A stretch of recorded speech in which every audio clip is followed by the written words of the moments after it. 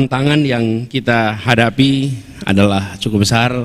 Kalau kita perhatikan Indonesia kita ini luar biasa peluangnya, tapi juga luar biasa tantangannya. Jadi dalam kesempatan ini kami mendapatkan waktu 30 menit, jadi saya akan memaparkan secara singkat barangkali awal dari ide-ide yang kami garap selama beberapa waktu terakhir ini.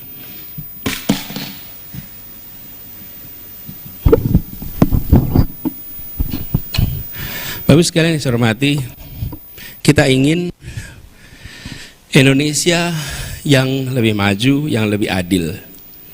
Dan itu adalah usaha yang terus-menerus, bukan usaha yang bisa selesai 1 tahun, 2 tahun, 5 tahun, 10 tahun. Ini adalah terus-menerus. Jadi ketika kita mengatakan bahwa kita ingin perbaikan, maka itu proses yang berjalannya terus-menerus.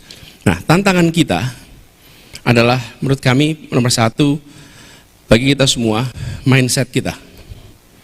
Mindset kita harus menempatkan Indonesia sebagai salah satu pemain global. Kita semua, adik-adik semua, apalagi masih mahasiswa, adalah hari ini warga Depok, atau warga Jakarta, atau warga Jabodetabek. Yang kedua, warga Indonesia. Yang ketiga, warga dunia. Jadi mindset kita bukan hanya kita warga Indonesia, tapi kita warga dunia. Dan dunianya bukan dunia yang ini kira-kira. Kalau dunia yang ini itu mindsetnya kita seakan-akan berada di sudut paling ujung. Kita ingin tempatkan Indonesia di sentral. Indonesia berada di tengah. Indonesia ini tempat yang sangat strategis, yang kita bisa mengambil peran luar biasa. 80% dari kebutuhan energi di Asia, kalau boleh punya laser pointer yang lebih terang, 80% dari kebutuhan energi kita, 80% dari energi di Asia Timur itu ada di dalam pengaruh posisi kita, posisi strategis.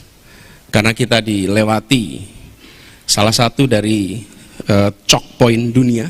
Choke point dunia itu selat-selat yang strategis, sehingga kita memiliki dampak. Apapun yang terjadi di Republik ini itu berdampak. Ketika Republik ini stabil, maka kondisi ekonomi Asia Timur juga relatif stabil. Tapi bila di Indonesia tidak stabil, Asia Tenggara tidak stabil, maka kita akan menyaksikan efeknya ke dunia. Ini poros maritim juga. Lebih dari 50.000 kapal besar melintasi Selat Malaka setiap tahun. Dan kompetisi global memperhitungkan sekali Asia Tenggara. Indonesia, generasi barunya, ke depan harus memandang kita sebagai pemain global. Karena itu PR dalam negeri juga harus diselesaikan. Tidak mungkin kita bisa memainkan peran di dunia internasional kalau PR dalam negeri itu tidak terselesaikan. Dan kita ingin Indonesia hadir di dunia.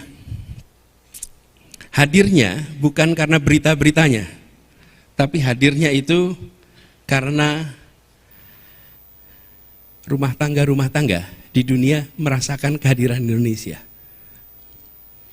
Menjadi berita di dunia itu baik. Tapi hadir di keluarga-keluarga itu lebih baik lagi. Kita merasakan bukan Korea hadir di keluarga-keluarga kita di seluruh Indonesia. Dunia merasakan. Itu yang kami maksud, kenapa kita perlu mempromosikan ke depan bukan hanya produk Indonesia.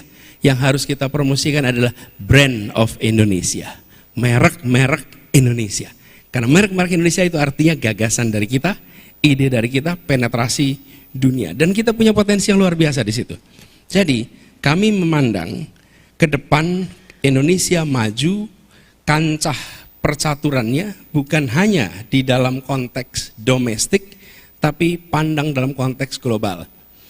Buat adik-adik yang sedang kuliah, kalau saya boleh usul yang lagi kuliah, pasang peta dunia di tempat Anda tinggal, di kamar Anda, di kos-kosan Anda. Pasang itu peta dunia.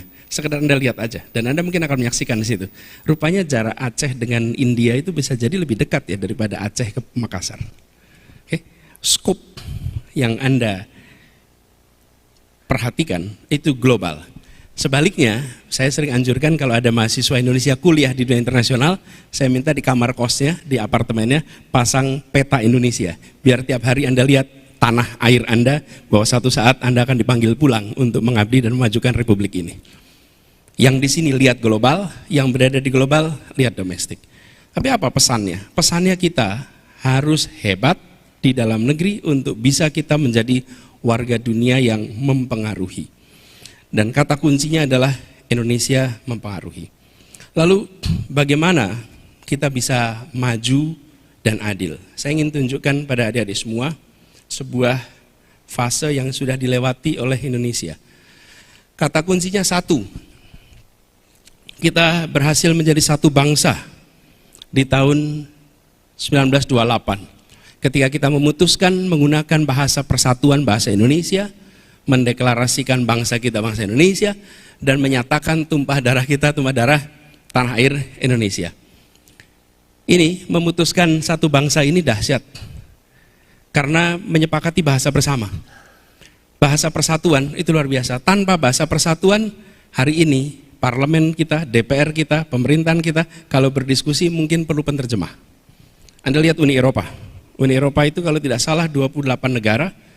Bahasa persatuannya apa? HI. Halo. HI. Bahasa persatuannya apa? Official language-nya Uni Eropa itu bahasa apa? Inggris? Hah? Inggris sudah keluar loh. Bahasa Prancis. Kira-kira orang Jerman mau nggak pakai bahasa Prancis? Enggak. Jadi bahasa persatuannya apa? Teman-teman sekalian, bahasa resmi Uni Eropa ada 23 bahasa. Oke? Dan setiap kali parlemen Eropa berkumpul, mereka semua pasang headset di kepalanya masing-masing. Oke? Mereka tidak bisa menyepakati satu bahasa. Itu artinya apa? Mereka tidak akan mungkin punya kekuatan militer yang hebat. Karena tidak mungkin komandan dan pasukan pakai penerjemah untuk operasinya. Betul tidak? Menyepakati satu bahasa jangan dianggap enteng. It was a genius breakthrough. Dan bahasa yang disepakati bukan bahasa yang penggunanya paling banyak. Bahasa yang disepakati adalah bahasa Melayu Kepulauan yang kita sebut sekarang bahasa Indonesia, dan diperkaya dari seluruh bahasa dari berbagai daerah sehingga sekarang menjadi bahasa Indonesia. Sekedar catatan, Pasar Senen di Jakarta pada tahun 30-an adalah tempat kursus bahasa Indonesia bagi siapapun yang ingin menjadi orang Indonesia. Karena jadi Indonesia ditandai dengan kemampuan berbicara dalam bahasa Indonesia. Dan uniknya tetap Sunda, tetap Batak, tetap Manado, tetap Timor, walaupun menjadi Indonesia. Ini jenius sekali menjadi satu bangsa ini. Saya rasa tidak ditemukan bangsa lain yang memiliki kemampuan membentuk ikatan seperti bangsa Indonesia, kecuali bangsa yang ada di tanah air ini. Jadi, ketika tadi Pak Dekan, Pak Ketua Pertama menyatakan ini kuliah kebangsaan, setuju sekali. Bahkan kalau saya boleh usul, Indonesia ini bukan percampuran, tapi persenyawaan. Apa bedanya percampuran persenyawaan? Persenyawaan itu adalah bersatunya dua unsur yang kemudian atau dua atau lebih unsur membentuk unsur baru. Ini adalah air. Air ini adalah hasil persenyawaan antara apa? Hidrogen dan oksigen. Bukan percampuran. Bedanya kalau percampuran dia tidak membentuk unsur baru. Kalau persenyawaan, unsur yang terbentuk adalah unsur baru yang berbeda dengan unsur pembentuknya. Itu persenyawaan. Apa yang menarik?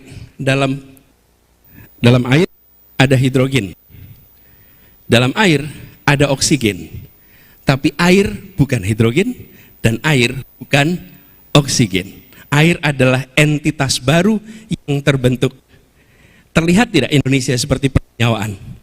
Indonesia adalah persenyawaan antara Batak, Sunda, Jawa, Madura, Maluku, Ambon, dan lain-lain, tapi membentuk entitas baru bernama Indonesia. Di dalamnya ada unsur pembentuknya, dan unsur pembentuknya tidak hilang identitasnya, tetap hidup.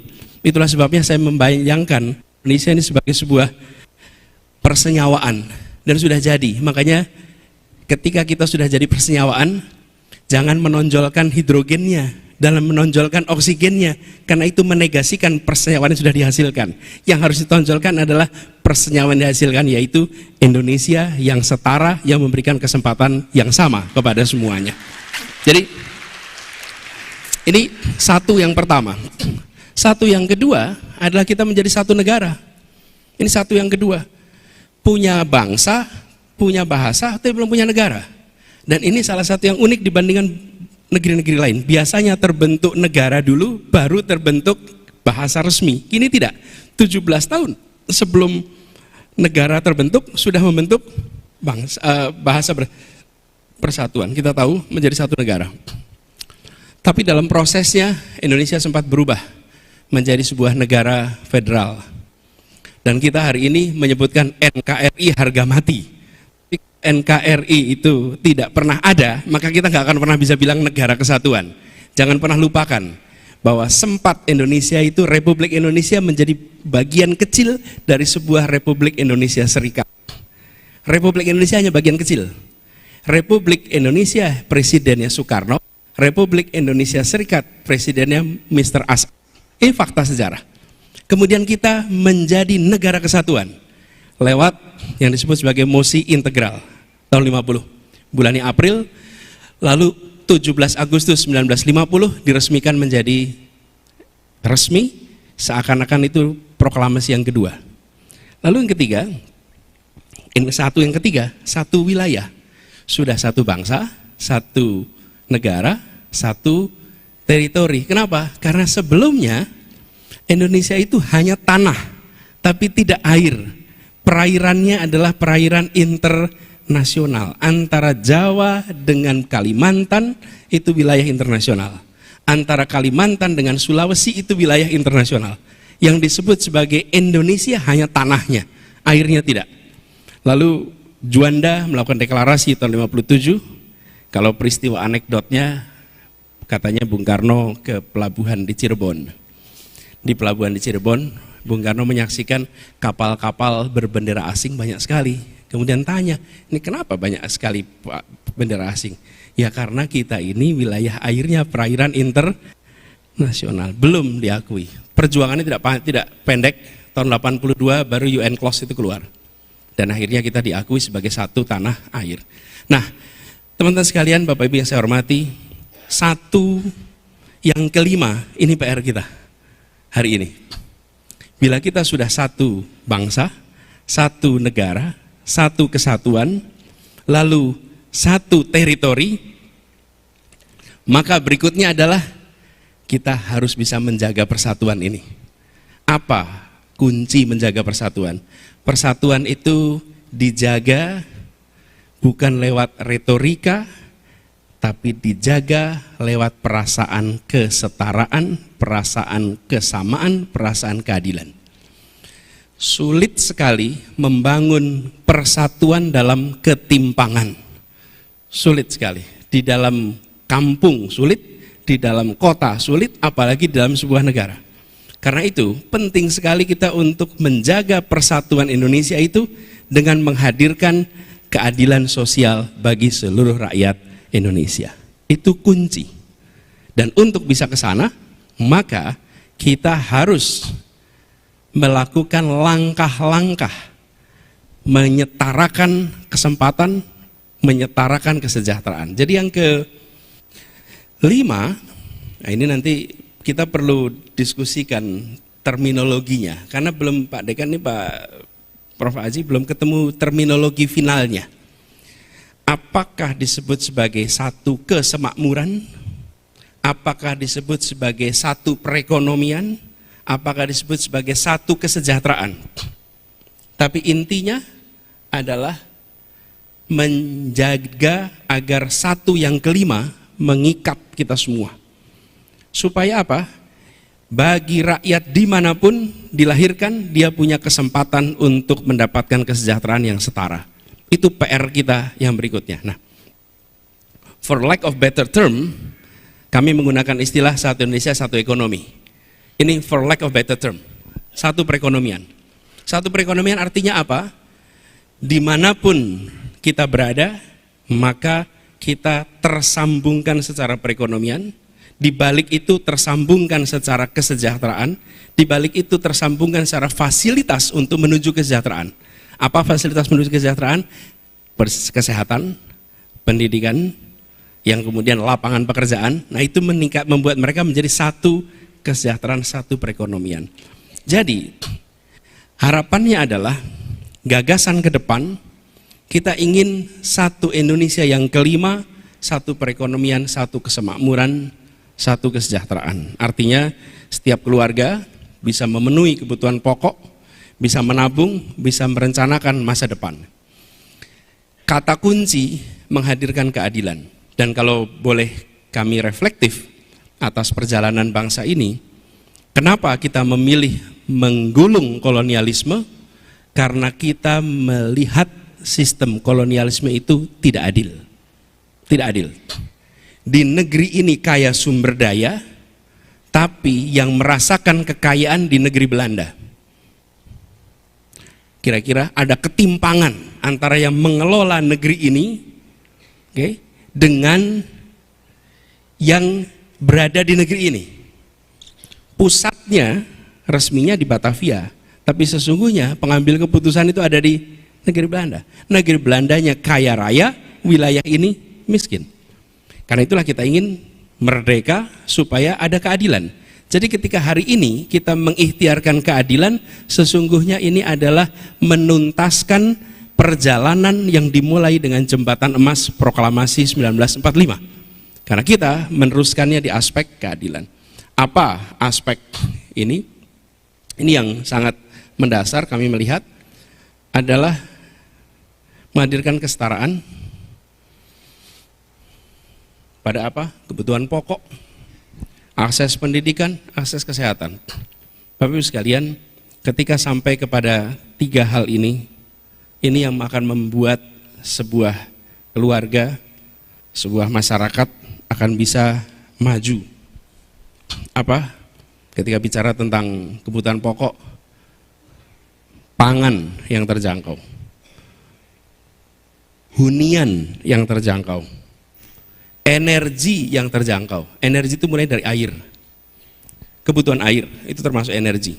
Jadi pangan, perumahan, energi itu 3 dari sekian kebutuhan dasar pokok yang harus terpenuhi. Dan ketika sampai kepada ini, Bapak Ibu sekalian, kita akan menyaksikan bahwa kita masih mengalami PR besar. Masih PR besar. Apa yang kita rasakan di Jabodetabek dengan yang kita saksikan di daerah-daerah yang jauh dari pusat kota, yang jauh dari Pulau Jawa, maka kita akan menyaksikan ketimpangan yang luar biasa. Bahkan sebagai ilustrasi teman-teman, ada satu dua warung yang di seluruh Indonesia ini sama. Ada warung yang di Indonesia ini sama, di mana-mana ada. Namanya apa? Alfamart, apalagi Indomaret dan lain-lain. UMP-nya beda-beda, tapi harga barang di toko itu sama. Oke? Anda datang di Jakarta, UMP-nya 4,9 juta.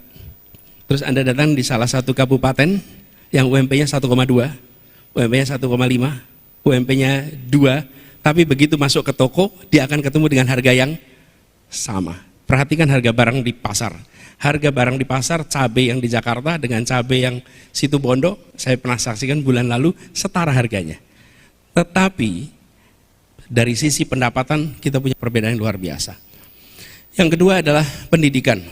Pendidikan ini mendasar, teman-teman semua ada di sini karena pendidikan. Semua saya, para guru besar, semua di sini, para dosen juga karena pendidikan. Pendidikan adalah eskalator sosial ekonomi.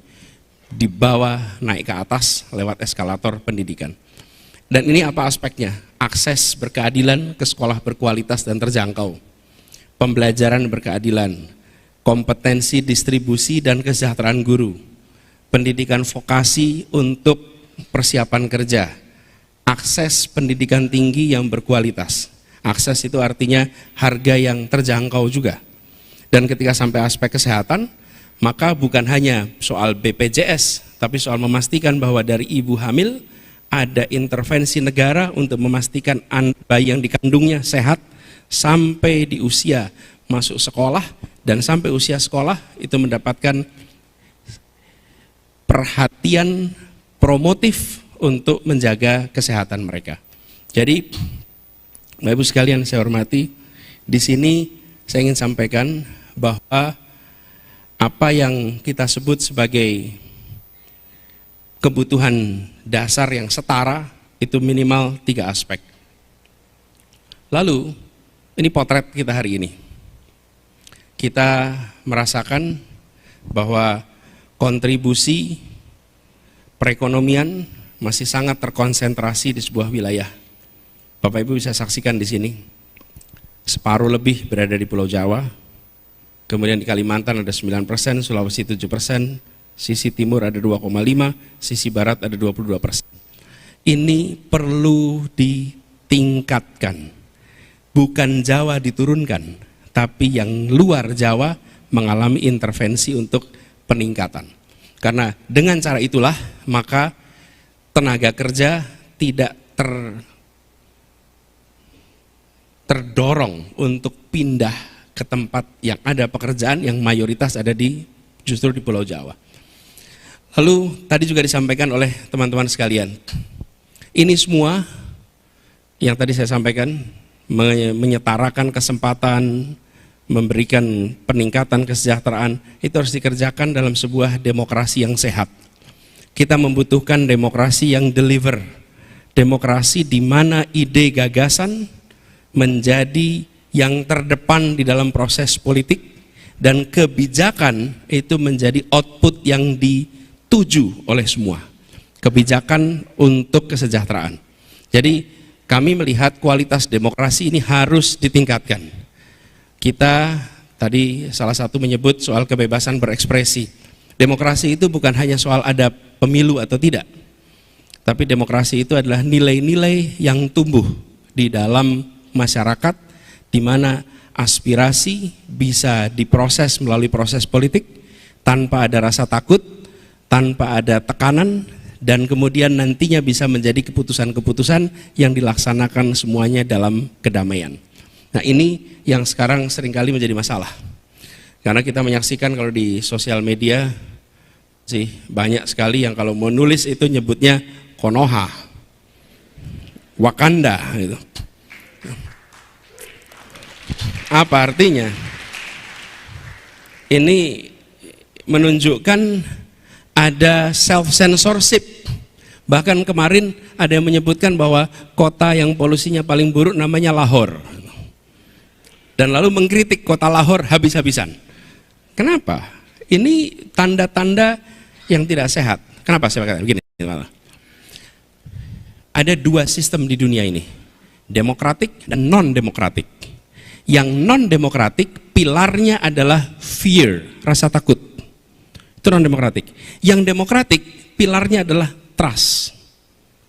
Sebuah demokrasi mengandalkan keterbukaan, mengandalkan kebebasan, dan di bawahnya ada pilar bernama kepercayaan atau trust. Non-demokrasi dia mengandalkan kepada rasa takut, fear. Karena itu perhatikan, rezim-rezim otoriter pasti menggunakan rasa takut untuk menjalankan kekuasaannya. Begitu rasa takut itu hilang, rezimnya tumbang. Arab Spring, Filipina, kemudian Iran, Afrika Utara, bahkan ketika transisi di 97-98, itu karena fear itu hilang, semua bergerak. Begitu fear hilang, maka rezim tumbang. Nah, ketika kita dalam demokrasi dan ada fear, sesungguhnya ini tanda-tanda yang tidak sehat. Karena itu harus dikembalikan. Kebebasan berbicara harus menjadi prioritas yang harus kita bereskan di dalam tahun 24 ke depan. Harus. Jadi, kalau ada pasal-pasal di dalam undang-undang yang mengganggu kebebasan berekspresi, sudah seharusnya itu direvisi dan harus bisa melindungi justru kebebasan berekspresi, bukan malah menghalangi kebebasan berekspresi. Nah, undang-undang ITE itu bermasalah kami melihat bukan pada melindungi data, itu yang diperlukan, melindungi data, melindungi informasi, Tapi ketika itu pasal-pasal karet itu dipakai untuk meredam ekspresi kebebasan, itu bermasalah. Kasihan, lapor bengkel bermasalah aja bisa disebut pencemaran nama baik. Padahal pelayanan bengkel, bukan pelayanan pemerintah nih. Pelayanan bengkel aja. Bahkan pelayanan rumah sakit begitu. Lalu teman sekalian, ini semua kemajuan itu harus dengan satu tadi, membangun demokrasi yang sehat. Dan dalam demokrasi yang sehat ini ada unsur tadi yang disebutkan good governance. Salah satu unsur penting dalam good governance adalah bagaimana korupsi bisa dihilangkan. Pemberantasan korupsi dituntaskan. Dan itu mulai dari mana komitmennya harus tinggi dari paling puncak sampai ke bawah. Korupsi minimal 3. Korupsi karena kebutuhan, korupsi karena keserakahan, dan korupsi karena sistem.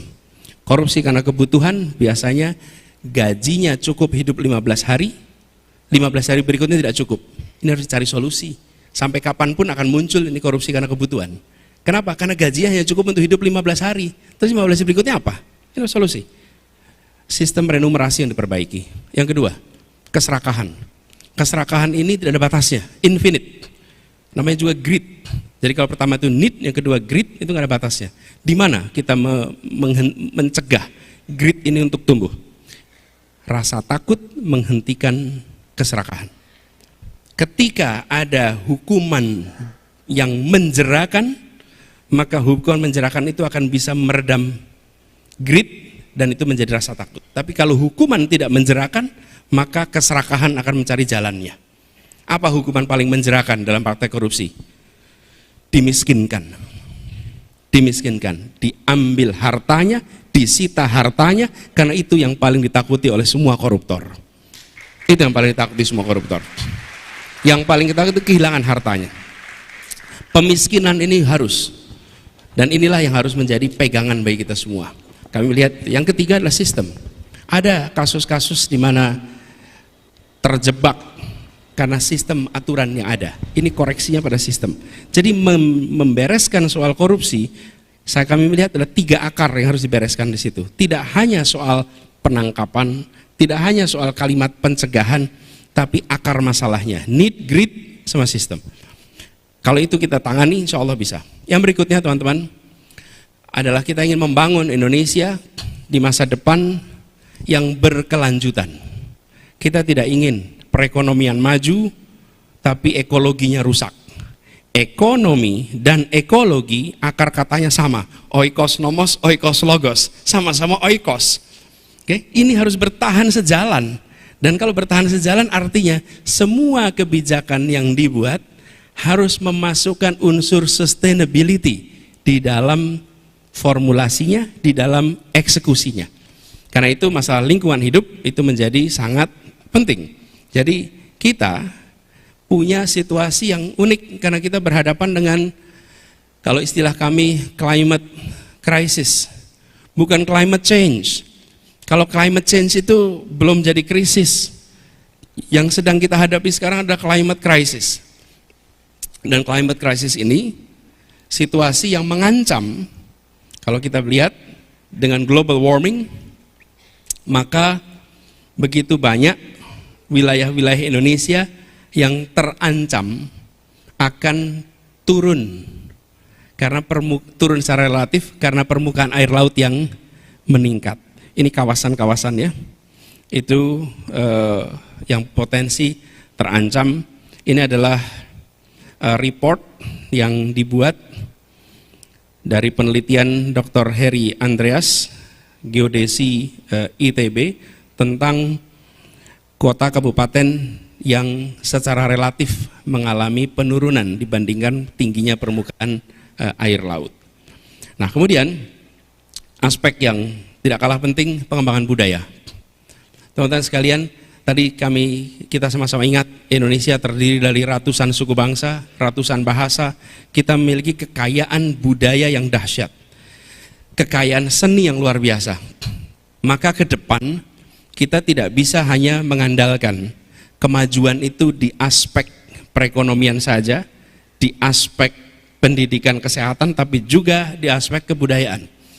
Budaya kita yang luar biasa ini harus menjadi andalan untuk kita dalam tanda kutip mendunia. Kalau Bapak Ibu lihat, bahkan ilmu politik kalau tidak salah sekarang sudah ada namanya gastrodiplomasi. Betul ya? Gastrodiplomasi itu biasanya kita dengar gastrologi, orang sakit perut. Tapi kalau gastrodiplomasi, ini salah satu yang keunggulan. Boleh ditunjukkan ini gambar foto yang tadi saya minta ditambahkan. Ini posisi Indonesia ketika bicara produk gastronya ini. Ini best deep fried dessert in the world. Nomor 1 pisang goreng. Ya, we're number 1. Oke, next slide. Next coba. Tuh.